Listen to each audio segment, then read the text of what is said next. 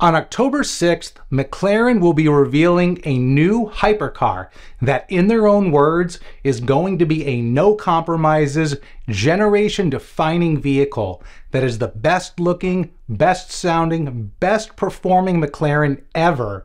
And until today, the public has not seen any actual images of the car, but this afternoon, Supercar blog published these 6 images that I hope aren't of the actual W1, but probably are.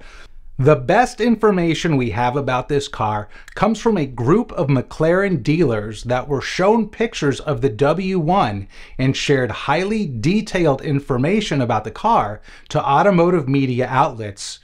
To determine the authenticity of these images, we can compare them to the descriptions provided by the dealers who have seen official images of the car and see if these new images match their descriptions.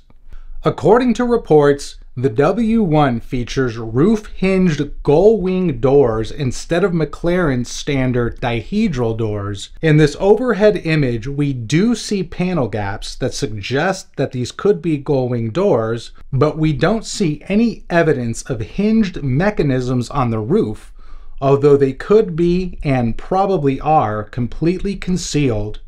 A roof-mounted intake is also supposed to be present on the car, and in this image, we can see what appears to be a very short intake. If you're new to my channel, I publish original automotive content every Sunday. So if you're not subscribed yet, click below to subscribe, and be sure to click the notification bell so you can be notified about my latest video. There is supposed to be an active diffuser and rear wing. In this image, this does appear to be an active rear wing.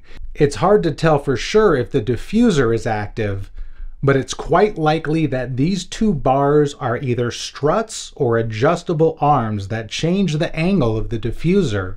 The dealers also reported flying buttresses, and this image does look to confirm that, and large intakes with active shutters beneath the headlamps, which do not look to be present in these images, but there could be very small active shutters below the headlamps here. The W1 is also supposed to have an active splitter, and it's quite possible that this splitter here is active, and floating fenders are also supposed to be present, and I would think that these could qualify as floating fenders. We've got a couple computer-generated images of the interior, which is fairly unique when compared to the rest of McLaren's lineup.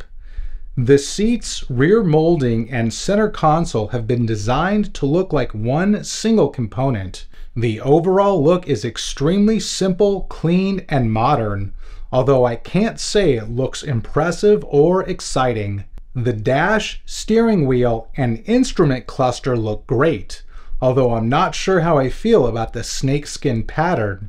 And that oddly shaped floating infotainment screen could have been better incorporated into the interior.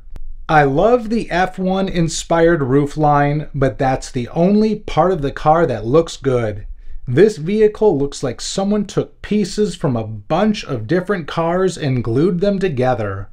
All of these gaping intakes look so misshaped and out of place, and the car completely lacks any visual harmony.